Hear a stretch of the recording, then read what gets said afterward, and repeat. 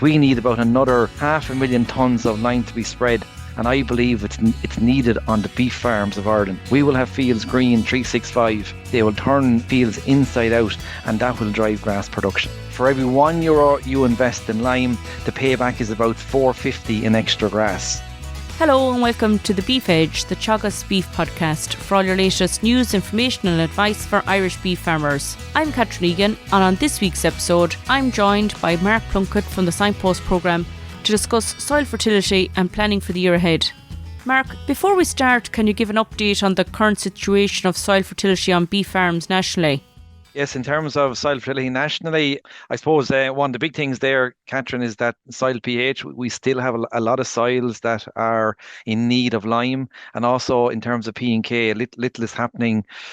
Fertility is I suppose we have a lot of soils at index 1 and 2 for both P and K, and I suppose it burns down to that there's only about 13% of our soils that are actually optimum for growing grass in terms of lime P and K in this country, which it's a shocking statistic really in 2026 that there's 87% of our soils are limited by one of the major nutrients, either lime, P or K. There has been a big rise in recent years, Mark, though, with farmers applying lime, particularly with different programmes that was there. But based on those figures, there's still lots of progress to be made. Yes, look, we have made progress in the last 5 years in terms of lime application. We are hitting that 1,000,000 tonnes of lime, but it's not enough, unfortunately, Catherine. We need to be spreading in the current year. We need to be spreading about 1.85 million tonnes of lime. That's our requirement to, I suppose, control soil acidity, keep soils in that sweet zone in terms of soil pH, because there's major benefits, and I believe on drystock farms, I think it needs to be a priority in 2026. We need to take out the soil test results, see what fields need lime and put a plan in place to organise the delivery of lime on farm. There's major benefits. Like there's a big, over 60% of the soils need lime. And by just getting the lime right, there is enormous benefits to be had by the dry stock sector. And how big an impact, Mark, would correcting soil pH have in relation to, production, climate, grass growth, fertiliser efficiency? The big one for me is that you'll grow more grass. You'll grow about, anywhere between 10 to 15% more grass. That's about 2 or 3 bales of grass silage per acre per year that you can just from the application of lime. And I suppose you might ask, where is that coming from? So basically is that you're increasing the nutrient supply, especially like some nitrogen. We can mineralize up to 70 kilos of nitrogen per hectare per year. Like that's about 50 units of nitrogen for free by just getting the pH right. So the bacteria, the bugs, the earthworms, they will mineralize that nitrogen from the soil organic matter. Also phosphorus. Like phosphorus is one of the most expensive nutrients. And again, by getting the pH right, we could move an index in terms of the soil P fertility. So we're increasing the soil's ability to grow grass and also increasing the soil's ability to utilize, the nitrogen that's in our slurry, or the P and K that's in our slurry, or the expensive bag fertiliser. And there's one thing that I can guarantee your listeners here today, Catherine, is that fertiliser is not going to get any cheaper, and we cannot afford, if we want to maintain productivity, if we want to drive production, if we want to improve animal health. That's another thing as well. Lime is a major benefit in terms of animal health. You have a healthier soil, you have a healthier grass, especially for the animals that you're working with in terms of young stock, where you're looking at performance targets in terms of live weight gain, calcium, phosphorus. They're all major nutrients in terms of bone development, putting on live weight gain. So lime, it's the number one, and I would like to put it on the block for the dry stock sector for beef farmers in 2026, that we tackle this problem. Like we need about another 500,000 tonnes of lime to be spread, and I believe it's needed on the beef farms of Ireland. That's where, and our fields will be greener, Catherine. We will have fields green 365. They will turn fields inside out, and that will drive grass production. And in addition to all that, from a cost-effective point of view as well, Mark, it has a very Again, efficient. look, yeah, look, lime is the cheapest fertilizer that you can buy. The payback is about for every €1 you invest in lime, the payback is about 450 in extra grass. So if we put €1,000 into lime spend, we can grow an extra €4,500 worth of grass, better quality grass, more grass. We can reduce our concentrate bill. We can improve animal performance in terms of live weight gain. And you touched there on soil sampling. How often should soil be sampled, and what's the best time of year to do it? Soils are quite wet at the moment, but once soils dry out, there is still time there to get soil samples taken. If you haven't taken soil samples in the last 4 or 5 years, it should be a job for 2026.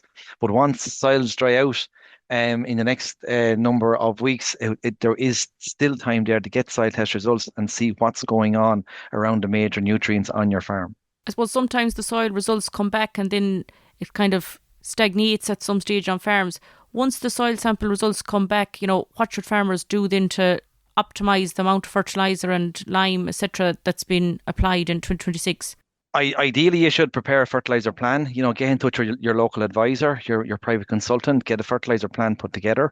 And again, look, some of the first things that I would do would be, looking to see which fields need lime. And again, you can start working on that part of the soil test result. In terms of the fertilizer plan, then it'll give you guidance and direction as regards how much NP and K you need, like how much 18,6,12, how much nitrogen you need on your farm.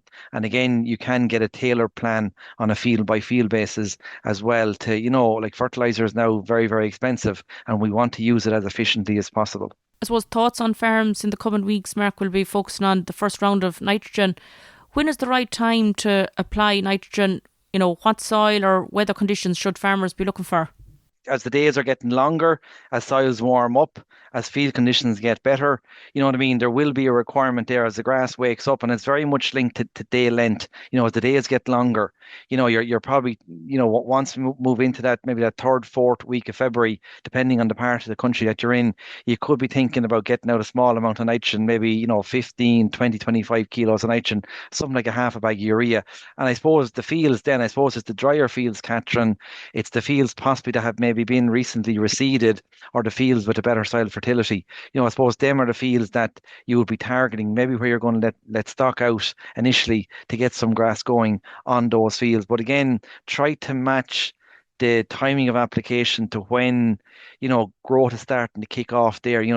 Like even as we speak, the days are getting longer. Um, but you're putting it out when the grass is actively growing or starting to grow. Like once soil temperatures are above 6 degrees, your days are getting longer, and there's a reasonably good spell in terms of the forecast in terms of reasonably dry weather. You mentioned there at the start about P levels falling on farms. What should farmers be tackling in relation to the low P soils without impacting on any fertiliser regulations? The first key thing that we discussed on the call, Catherine, is soil pH. That is probably the biggest regulator of soil P supply, soil P availability. So if you're farming on acidic soils, if your soils are less than a pH of 6, the chances are your phosphorus is locked up or unavailable there. So I said, for me, the priority would be to apply lime on those fields that have a lime requirement and get that pH up to 6.3 to 6.5. I suppose in terms of maybe look, there's slurry, farmyard manure, but again, slurry is a valuable source of P. So again, ideally target that slurry to the fields that have the index ones and index twos. That's where you're going to get the best bang for your buck. And I suppose in terms of fertilizer, then again, the fertilizer that is probably the most suitable fertilizer for dry stock farms in this country is 18,612. So again, you probably don't need a lot of it. Maybe a bag to maybe 2 bags max is as much 18,612 as you will need depending on your stocking rate. And also make sure and get a little bit of sulfur in there as well. We're seeing very, very good response to sulfur. So that'd be my approach to the phosphorus, or trying to get the P back on track, because it's very, very important in terms of early grass, very, very important in terms of animal health. So again, look at the lime, look at to see where you're putting your slurry, and then look at something like an 18612 in terms of supplying a very cost-effective and well-balanced fertiliser for especially the grazing areas of the farm, Catherine. You mentioned, Mark, there about sulphur. How important is sulphur now at this stage for grass growth, or how do farmers know if their farm is deficient? We're seeing a response to sulfur across soil types. If you take the heavier soils, we're seeing about a 10% yield response, in terms of growing extra grass.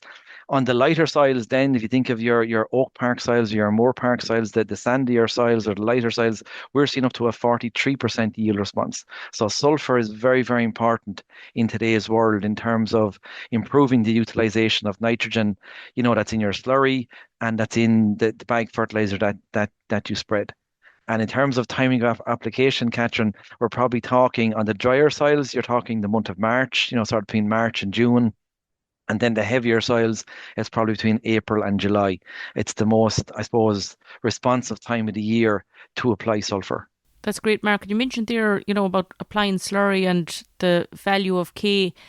Do you think sometimes it's underestimated the K removal from silage fields or paddocks that surplus bales are removed from? We often take off, high quality surplus bales or high quality grass, say off the grazing block, and like there is a significant amount of K coming out. See, anywhere you're cutting, fresh green grass, taking it away in a bale or in a silage trailer, you're removing significant amounts of K. So again, you should, I suppose, tag those areas and make sure that slurry goes back. Put back 1,500, 2,000 gallons to the acre, or if that's not possible, maybe switch from an 18612 to something like a 13620. Do you know what I mean? That's what some farmers are doing now on the drystock side of the house, is that they're actually buying 13620 instead of 18612. So they're putting back a little bit of K where they are taking out paddocks, through bales on the grazing block. And in relation to the application of slurry, you mentioned targeting slurry to your low index P and K soils. From a climate and a production point of view, how much of a difference does it make to use low emission slurry spreading? Okay, if you take low emission slurry spreading, I suppose the big thing is that you're recovering more nitrogen. So if you take first cut silage, Catherine, if you take 3,000 gallons of good quality cattle slurry, that can supply, approximately, 25, 30 units of nitrogen. So that could be a third of the crop's nitrogen requirement. So again, that takes the pressure off in that we're utilizing the nitrogen in the slurry, and we're reducing our use of chemical nitrogen. So from a climate perspective, that's very, very good. I suppose the other thing as well, one of the main functions of the trail and shoe, in terms of recovering more nitrogen, you're also reducing the loss of ammonia. So that the nitrogen that's been lost as ammonia, you're retaining to grow more grass. So you're reducing ammonia emissions. Yeah, so that like the trailing shoe or the low emission technology, it's key in terms of increasing the utilization of nitrogen, and it also helps us in terms of climate or reducing the impact of farming on the environment. And I know you mentioned there about, targeting slurry, particularly to the silage ground. Where does slurry fit into, a spring fertiliser plan on a farm? Yeah, look, I'll be very honest here, Catherine. In my book, the slurry should be going back to the silage ground. That's where it has come from. You know what I mean? It has the right balance of, especially P and K, you know what I mean? So you're putting back the P and K, you're maintaining the farm fertility balance, if you know what I mean, that you're putting back a lot of, especially K, back onto the silage ground where it belongs, in that recycling or that replenishing process. But a big thing that we forget as well is that there's also carbon or organic matter in the slurry, and especially on the intensively cut parts of the farm, it's vital that we get that slurry back to get the carbon and the organic matter back, because it's a nutrient as well, and we're feeding the soil biology. So, it's probably one of the big things from a production point of view, and even maintaining the productivity of that silage sward. Like in Johnstown Castle, we're growing an extra 2 or 3 bales of silage per acre by just getting the slurry back to the silage ground compared to an all fertilizer program. So again, slurry, it's a valuable source of NP and K. It needs to go back to the silage ground in order to maintain fertility and feed that high yielding crop of grass silage. And obviously maintaining buffer zones is also a key thought on farmers' minds this time of year when it comes to, applying slurry or applying fertiliser, Mark. Yes, absolutely, Catherine. Buffer zones are vital in terms of slurry. We're talking, the first 2 weeks, once the slurry window is open, it's a 10 meter buffer, and then that goes back to a 5 meter buffer for watercourses, in terms of the application of slurry. Finally, Mark, if a farmer could do 3 things this spring to improve soil fertility on the farm, what advice would you have? That's a great question, Catherine, to finish up on. The first one, I'd say, update the fertiliser plan, or take those fresh soil samples and prepare a fertiliser plan. Number 2 for me would be the correct soil pH. You know what I mean? There's major benefits, as we have discussed there, as there's a big requirement for lime on drystock farms. The second thing is that we have to get back to using more 18-6-12.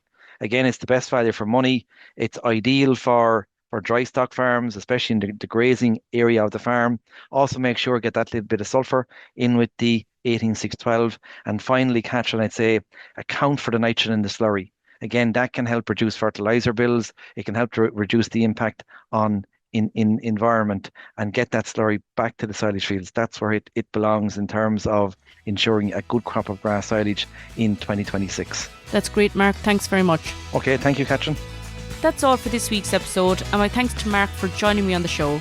You can catch up on all other shows and interviews from the Beef Edge podcast on the Teagasc website at teagasc.ie, or you can listen on Apple as well as Spotify. Don't forget to rate, review and subscribe so you never miss a show. For all other updates from our beef programme, keep an eye on our Twitter and Facebook pages. Until next time, I'm Catherine Egan, and thanks for listening.